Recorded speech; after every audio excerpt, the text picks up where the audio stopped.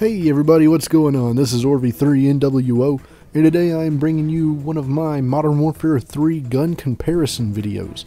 This is going to be an ongoing series. I'm probably going to go through all of the guns. I'll go through two at a time, and I would really like to know what you guys want to see next. I may post some sort of a question on like Facebook or something to give you guys some choices. Other than that, just leave it in the comments section as well if you've got something in particular you want to see, and I will try and compare those two in an upcoming video. Other than that, let's jump right into it. Okay, let's start off with the M16. Now, as you can see, the accuracy is very high on this gun. The main things you need to look at to tell the difference between it and the Type 95 is the damage, range, and fire rate. The damage looks a lot lower on the M16, but the extra range, even though it seems small on the stat bar, plays a big part. The M16 holds its damage much better at longer distances than the Type 95. That's what sets it apart. Alright, so now I'm going to show you a little bit about the M16. Right off the bat, you can see that you start with 90 bullets. That's the exact same as the Type 95, so no advantage there. Here I'm showing you the iron sights. It's actually a pretty nice iron sight. The Type 95 is a little more open around the edges, but this is pretty good.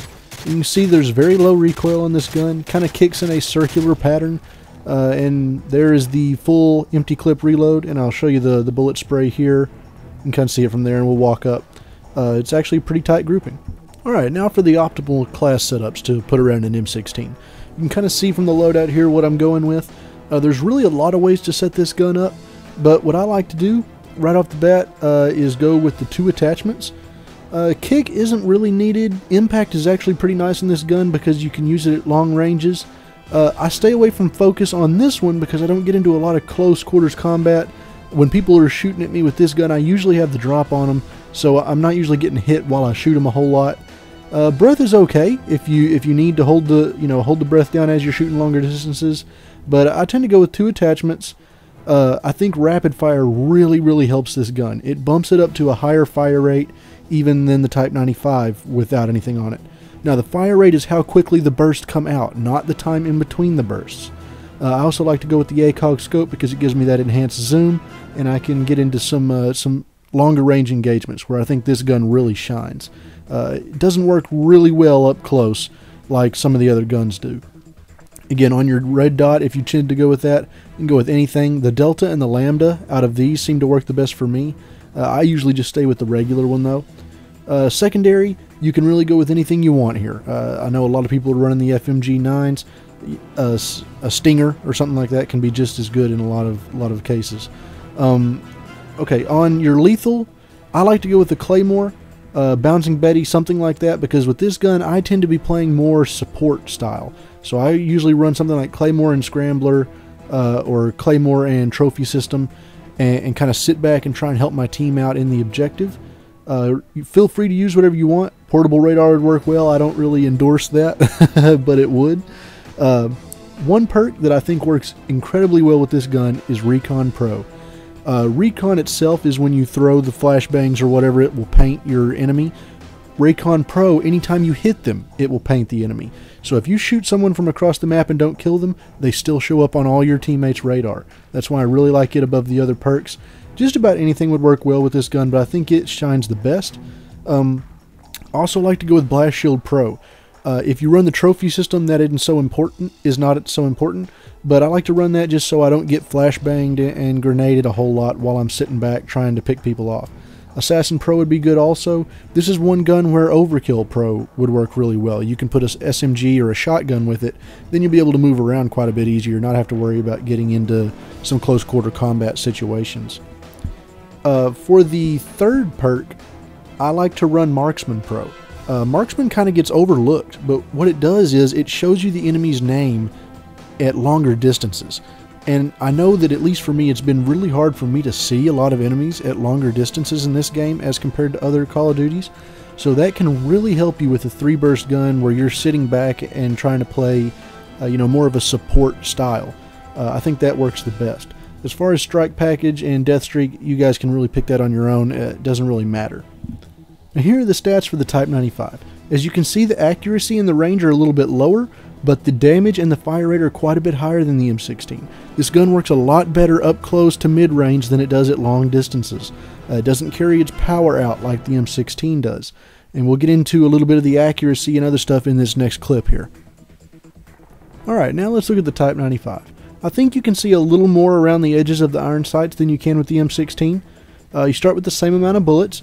Now as you'll see when I shoot here, the fire rate, the bursts are quite a bit quicker than the M16s are. There's very low recoil, and the reload time is a little bit quicker than the M16. You look at the grouping and see how much tighter it is here at the close range. Here is my optimal class setup for the Type 95. I think this gun is a little more versatile than the M16 is. The M16 is more suited for long distance engagements and kind of a support playstyle. This gun can really be used in a lot of different ways. So there's a lot of ways to set it up. When I go into the proficiencies again, I see pretty much no need for kick. Impact is okay on this one, but I tend to stay away from it. Focus will work really well on this gun if you get into a lot of hip fire, close quarter gunfights. When you're getting hit, it will reduce the flinch, and you'll win a lot more of those, especially if you have steady aim on. More often than not, I still go with 2 attachments on this gun, but when I don't, I usually go with focus. Breath can work well too if you're trying to hit people at longer distances, but I usually stay with 2 attachments. On this one, I really like to run the red dot and the silencer, because I get a little closer most of the time. You can run rapid fire, and a lot of people do, but its fire rate's so high anyways, I don't see a lot of need for it. Another big time attachment would be the heartbeat sensor if you like to go that way. Secondary, again, it's the same as the M16. Use what you like. On the lethal here, I like to switch to the Simtex or a frag. I like Simtex a little more just because I can throw them a little quicker. It seems like I don't have to worry about trying to cook them. And then on the tactical, I go with a flash grenade because I'm going to be getting out and moving around a lot more with this than I was the M16. On your first perk, again, just about anything will work. I tend to go with either Sleight of Hand Pro or Scavenger Pro on this because I like to fire quite a bit with the Type 95, and I run out of bullets a little quicker than with other guns. So I either go with it or Sleight of Hand.